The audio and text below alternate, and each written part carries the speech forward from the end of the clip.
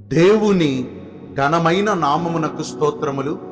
ఈ వాగ్దానమును వింటున్న మీకందరికీ మన ప్రభువును ప్రియ రక్షకుడైన యేసుక్రీస్తు నామములో శుభములు, మా హృదయపూర్వకమైన వందనములు. ఈరోజు మీ కొరకైన దేవుని వాగ్దానము కీర్తనలు గ్రంథము 23వ కీర్తన 3వ చరణము. నా ప్రాణమునకు ఆయన సేదదీర్చుచున్నాడు. మంచి దేవుడైన యేసయ్య ఈ మంచి వాగ్దానమును నిశ్చయముగా నేడు మనందరి వినికిడిలో నెరవేర్చునుగాక. ఆమేన్.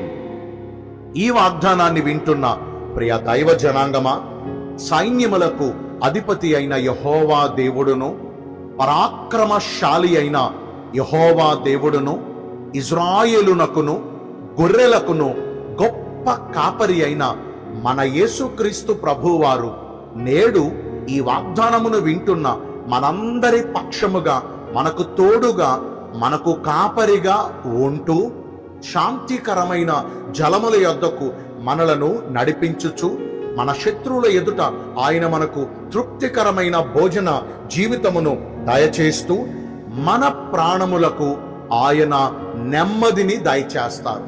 గతించిన దినములలో ఈ ప్రాణమునకు నెమ్మది లేక ఎదురైన సమస్యలను బట్టి, ఎదుర్కొన్న నిందలను బట్టి, పొందిన అవమానములను బట్టి, పొందుతున్న శ్రమలను బట్టి ప్రాణము ఎంతగానో నలిగిపోయింది కదా. గుండె చెదరిన పరిస్థితులలో మనమున్నాము కదా. ఎటు చూచిన గాయముల పాలైపోయి, రుగ్మతల పాలైపోయి, నష్టముల పాలైపోయి, కష్టాల పాలైపోయి, అసలు ఒక్క మాటలో చెప్పాలంటే సంతోషించగలిగిన విషయాలు చాలా తక్కువ ఉన్నాయి. దుఃఖించవలసిన విషయాలు ఎక్కువగా మనం గడిపాము. మన దేవుడు మన దీనస్థితిని బాగుగా ఎరిగినవాడు. మనము దీనస్థితిలో ఉన్నప్పుడు ఆయన కృపచేత మనలను జ్ఞాపకం చేసుకున్నాడు.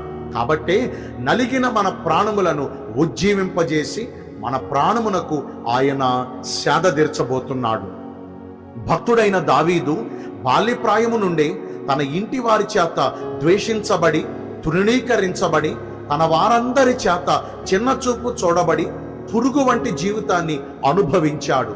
తన సమాజములోనే తాను వెలిచూపు చూడబడ్డాడు. మనుషులందరిలో ఎంతగానో తగ్గించబడిన జీవితం దావీదుది.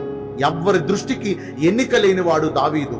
పనికి మాలిన వాడిగా దావీదును చూచారు అప్పుడున్న సమాజము.